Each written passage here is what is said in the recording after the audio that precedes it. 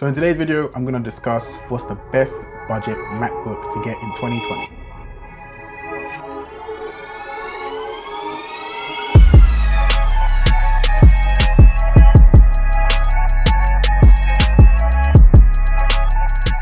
So if you're looking for a MacBook Pro in 2020 and you have less than, let's say, $1,000 or pounds to spend, I think you should buy the MacBook Pro 2019 base model. So that's the model with 2 USB-C ports, not the model with 4 USB-C ports. So let's look at some reasons why you want to buy this version of the MacBook Pro.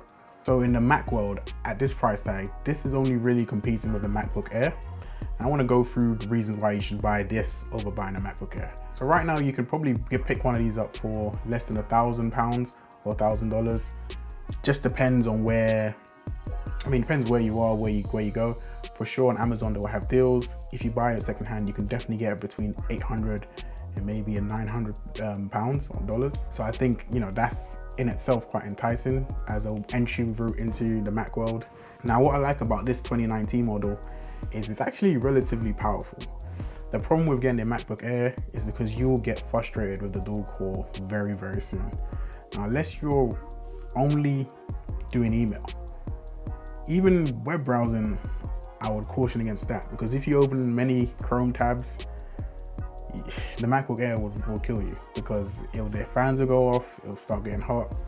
It's gonna be very frustrating. Another thing I find quite interesting is if you look at the MacBook Air and a MacBook Pro in terms of looks and form factor and how much space they take up, the weight they are, there's almost no difference. So there isn't really any reason to get the MacBook Air over the baseline MacBook Pro from like a physical point of view in terms of weight or even form factor.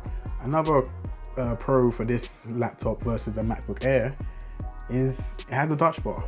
I know the touch bar gets a lot of negative response for some reason, but if you're like me and you can't spell, it's very useful.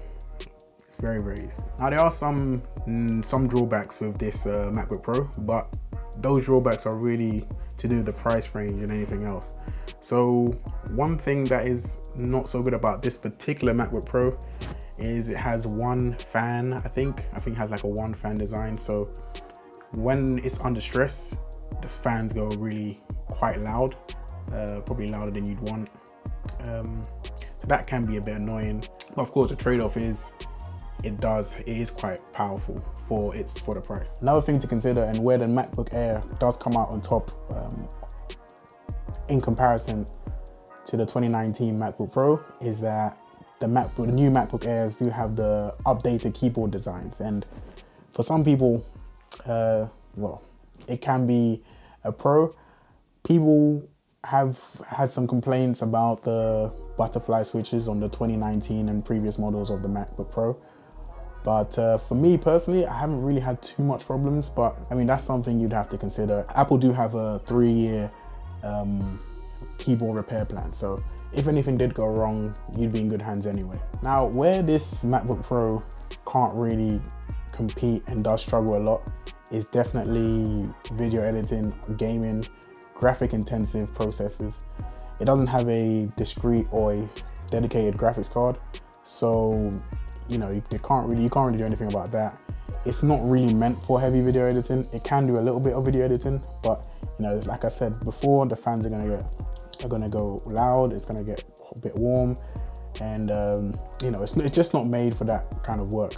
But for everything else, it does everything really, really well. So in 2020, if you wanted to buy a MacBook Pro, I would say consider the 2019 base model. Strongly consider it, because you're gonna get good deals in it right now. If you look at Amazon, if you look at eBay, around the used market, you're gonna get amazing deals on it. It's actually a very capable machine.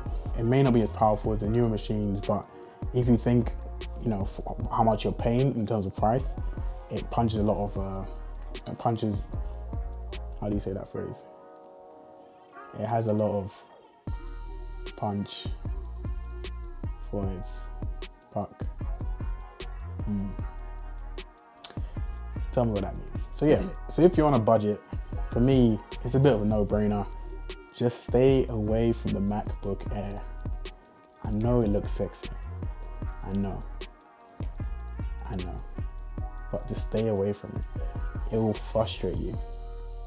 Within a week, you probably think, why did I do this? It will frustrate you. Just stay away from the MacBook Air. I mean, unless you just do documents all day, but even if you do, it's basically the same price to get the MacBook Pro 2019, or probably cheaper, and you have more power just in case you need it. Just stay away from the MacBook Air. I'm not anti MacBook Air, and I do love the way they look. I love, there is a nostalgic vibe to that product, but I think that's all it is.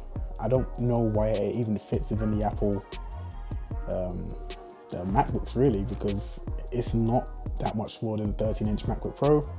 It's not that much lighter. It's way less powerful. And price-wise, if you look on the base end of the MacBook Pros, it's not much cheaper either.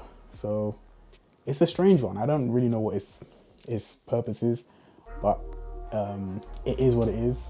So I would say if you're looking to buy a budget MacBook Pro under $1,000, £1,000, go for the 2019 MacBook Pro, and maybe look out for 2020 base MacBook Pro and to see if there's any deals around that.